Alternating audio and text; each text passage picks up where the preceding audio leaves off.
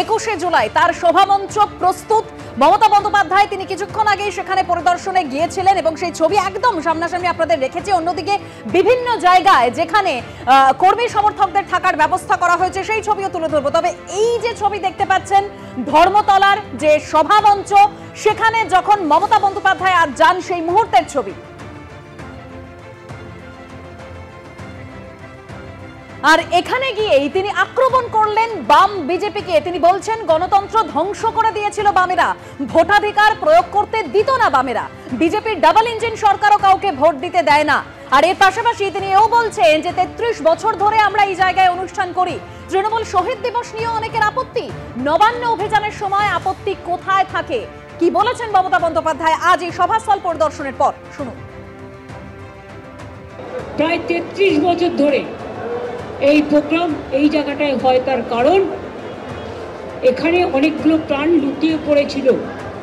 আর এই এলাকাটা রক্তের বন্যা বয়ে গিয়েছিল। তাই আমাদের বছরে একটাই প্রোগ্রাম শহীদ স্মরণে আমরা এখানে করি, এবং এ নিয়েও অনেকের আপত্তি আছে, অনেকে আপত্তি জানায়। তাদের আমি বলি, তারা যখন নবান্ন অভিযান করেন পুলিশের পারমিশন ছাড়া, তখন আপত্তিটা কোথায় থাকে? আমাদের প্যারালাল প্রোগ্রাম করতে গিয়ে তাদের প্রোগ্রাম করতে হয়। তাদের যখন সেন্ট্রাল প্রোগ্রাম থাকে, আমরা তো প্যারালাল প্রোগ্রাম করি না। তৃণমূল কংগ্রেসের কাছ থেকে শিক্ষা নেওয়া উচিত, দেখা উচিত। এবং 21শে জুলাই চিরকাল চলবে, এই প্রোগ্রাম কোনো দিনও বন্ধ হবে না। 21শে জুলাইয়ের প্রোগ্রাম শহীদ স্মরণের প্রোগ্রাম, গণতন্ত্র রক্ষা করার প্রোগ্রাম, মামাটি মানুষকে উৎসর্গ করার প্রোগ্রাম। এই প্রোগ্রামে চিরদিন আপনারা যেমন আসেন, চিরদিন আপনারা আসবেন এবং থাকবেন। আর এই মুহূর্তে ধর্মতলার যে সভামঞ্চ সেই ছবিটা আপনাদের সামনে তুলে ধরবো। অন্যদিকে ক্ষুদিরাম অনুশীলন কেন্দ্র, যেখানে কর্মী সমর্থকদের থাকার ব্যবস্থা করা হয়েছে, সেখানকার ছবিও তুলে ধরবো। দুই প্রতিনিধি রয়েছেন, একদিকে দীপক ঘোষ, অন্যদিকে ঐশী মুখোপাধ্যায়। প্রথমেই দীপক। দেখো, সভামঞ্চে সবচেয়ে গুরুত্বপূর্ণ বিষয় হলো যে মুখ্যমন্ত্রী নিজে এসেছিলেন, সভামঞ্চ পরিদর্শন করেছেন, প্রস্তুতি খতিয়ে দেখেছেন, সকলকে প্রয়োজনীয় নির্দেশ দিয়েছেন এবং সেই সঙ্গে পাশাপাশি রাজনৈতিক আক্রমণ করেছেন বিরোধীদের। এবং এটা বলতে পারো এটা রাজনৈতিক মঞ্চ, রাজনৈতিক ভাষণ হবে, রাজনৈতিকভাবে আক্রমণ হবে।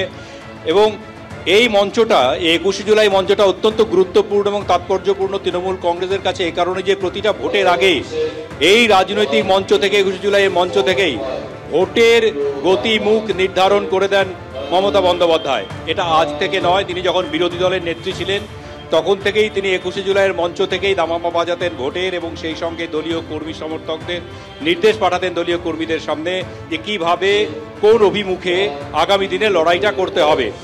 এই মঞ্চ থেকে আগামীকালই তার বার্তা আসবে যে 2026-এর নির্বাচনে অভিমুখ কী হবে, কোন কোন ইস্যুতে তার মূল প্রতিপক্ষকে আক্রমণ করতে হবে এই নির্বাচনী যুদ্ধে।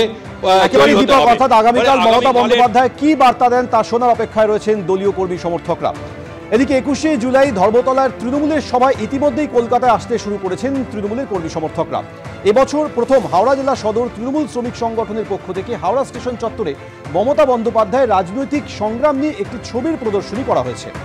21-এর সমাবেশে আগত তৃণমূল কর্মী সমর্থকরা যাতে তৃণমূল নেত্রীর জীবন সংগ্রাম সম্পর্কে জানতে পারেন, সেই কারণেই এই প্রদর্শনী আয়োজন বলে উদ্যোক্তারা জানাচ্ছেন।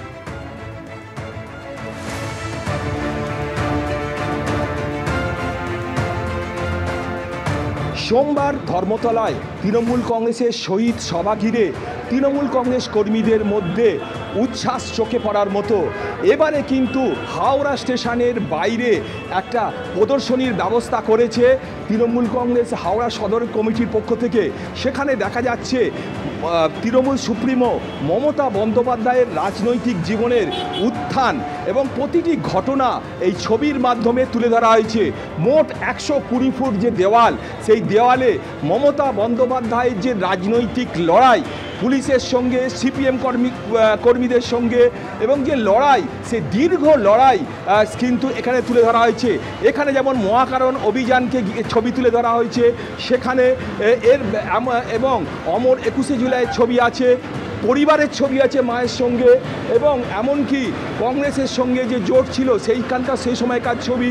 অর্থাৎ জীবনের প্রত্যেকটা স্টেজের যে রাজনৈতিক লড়াই মমতা বন্দ্যোপাধ্যায়ের, সেই ছবি কিন্তু এই প্রদর্শনীতে তুলে ধরা হয়েছে।